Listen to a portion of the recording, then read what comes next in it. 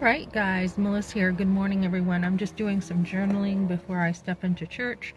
Um, Today is the day my grandmother was born years ago. September 14th is a day that stays in my heart forever because that was my grandmother's birthday. For better or for worse, with my grandmother, she meant a lot to me. Okay, so I mean, I don't agree with so much that my grandmother did, and there was a lot of stuff she did to my mother that was very damaging, very awful, very whatever. But she was very dotting, a very dotting grandmother to me. I have very good memories with her as a little girl. So, and then when I got older, she she didn't like that I wasn't a Catholic, and she thought I should be out having a business instead of raising kids and da da da. So, I look back and I'm like, you did get a lot from your grandmother, Melissa. You are very strong. My grandmother was a very strong, feisty woman. She really was. And she knew how to be very strong with all the situations in life that were thrown at her, whether it was her marriage annulled or, whatever it was. She was a tough cookie. And I mean, she had a ton of grandkids, and she just, there was also a lot of good, there was, even amongst the difficult. So today is a day that I will forever have in my heart, my grandmother's memories, because my mother, every single time it was her birthday, it was like Christmas. All the 10 kids go over, they celebrate her birthday, they take her out, they spoil her rotten. And so September 14th was like Christmas every single year. And so my mother is the one that actually cultivated, I think, that even more than anybody. So, it was weeks before. What are we getting Graham for her birthday? What are we doing for her birthday? And maybe even a month before. There was a lot to do. So, this is a special day for me. And my son should be coming home from Estes Park with his girlfriend, and it's her birthday today. So I'm like, isn't that strange? Out of all the days of the year, that this girl I just found out is her birthday today. So that's like a double whammy here for me. So it's a day for me to remember everything my grandmother did give to me. I remember, in Manchester, we'd walk on Elm Street back when they had the nicer stores. And she was good to me. She would, she brought me a fur coat. There's pictures of me in a fur coat. She brought me the doll I wanted. Baby does this, baby does that. My father tossed it because it had worms in it, I guess.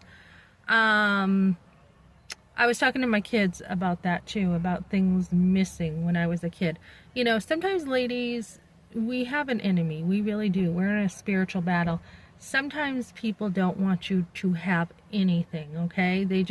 So many things that meant something to me in life were taken away. I mean, I had like this bike, and I don't know that people really went into my grandparents' garage on my father's side and really stole that bike. I think my parents really didn't want me riding it after my great aunt Phyllis, had her jaw broke. I don't know the whole story. When you're a kid, you don't hear it. My rabbit, my bunny that I loved, there was fur on the cage one morning, and my dad said the fox got him. Don't know. I just don't know how much is true. Was the rabbit eaten? Was he really, you just don't know, and you just take whatever your parents say as a kid, right?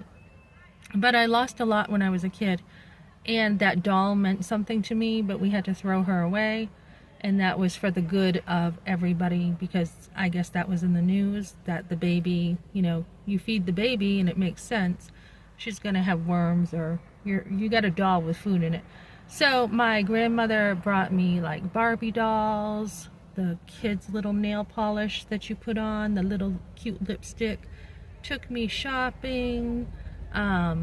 my mother was actually the one who paid for a lot of stuff that I didn't know that my grandmother wanted to get me. So, just a lot of memories today, guys, that I think are, even more special as you get older. So I am thinking a lot of my grandmother, and so she was very strong-minded. She used to, when I was in college was another special time that I had with my grandmother. So she used to, I was in college for court reporting, and she used to, I used to go over there and have my own relationship with my grandmother when I was older. And she, she'd always have like spaghetti with hot dogs in it and burger. She was a very good cook. And she kept everything spotless. I mean, she did not want anything in her home, no dirt, nothing. So when I took my kids over there later on, I remember as she got older, their sneakers had, squeak marks. There were like squeak marks on the floor, like the black stuff from the sneakers. So that's probably the only time I've ever seen her upset. She's like, look at that. How did that get on my floor? But she was older, and, and she was very opinionated. I mean, I said, look, I don't want my kids to have soda. And she's like, they can have soda. And she kept going up against me. And I'm like, look, I am the mother. I said I don't want them to have soda. They're young. Oh, they can have a little. So she gave them some soda. So anyways, there were things in the end that, I didn't really get to say goodbye to my grandmother. There, again, she was upset because I wasn't a Catholic, and there was a little bit of breaking because she just wanted what she wanted, and I went my way, and and I confronted her too about some stuff with my mother and said, why did you do this? And so there were some things going on, but family was around her when she died. I didn't really get to say goodbye to her or my grandfather. My grandfather was fixing a car or something for someone in the winter, got pneumonia, and just like that, he was gone.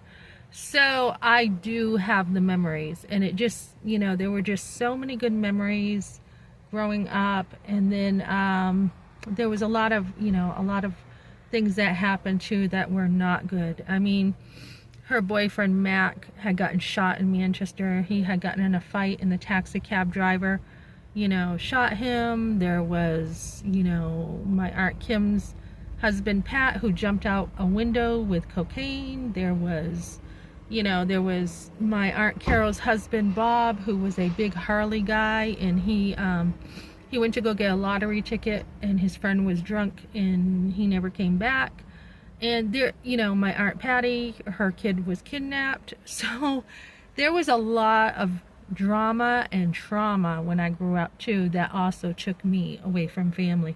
So, even though there were regular Christmas parties, birthday parties, and everything, sometimes, no matter how hard you try to, continue to have, a lot of family time, things happen that pull family apart. My Uncle Bill died. He was walking home from McDonald's, had a heart attack. My Uncle Gary dropped dead from a heart attack. Leon died. That I heard on the street.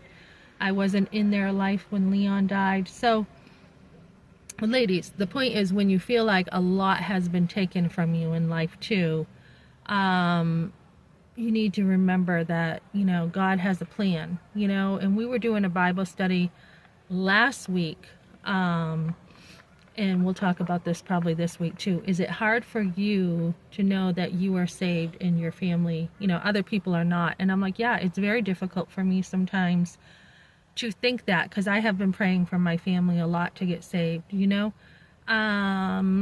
Why did I get saved? It's almost like a war, post-traumatic stress thing with war.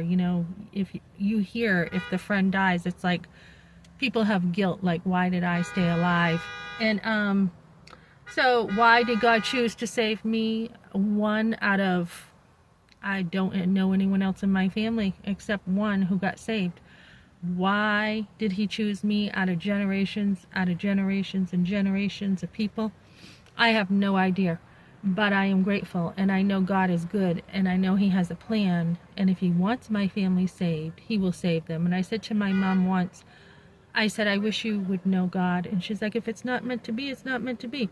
So, you do pray for your family. I've been asking. Yesterday I was somewhere and I asked someone to pray for my family's salvation. We want people saved. We want them to come to know Christ. So my grandmother, she had a lot of rules and a lot of guilt that she lived with. You know, I was talking to a Catholic who said, you know, I always felt like in the Catholic faith, I could never be good enough. If you didn't do this, you weren't good enough. And if you didn't do this, so that bondage of all those rules. So, I think, I don't know for sure where my grandmother went. I really don't. I know in the end, she said she asked God to forgive her for things. And that was an example to me too, because she was always like, I keep asking God to forgive me for the mistakes I made. And I think she carried a lot of guilt she didn't have to too. I really think she did. So we want people saved though, guys. So here I am at church, and church is definitely a priority for me. Do it for you guys. Do church for you. Don't be looking at other people who can make church difficult sometimes. Do it for you guys.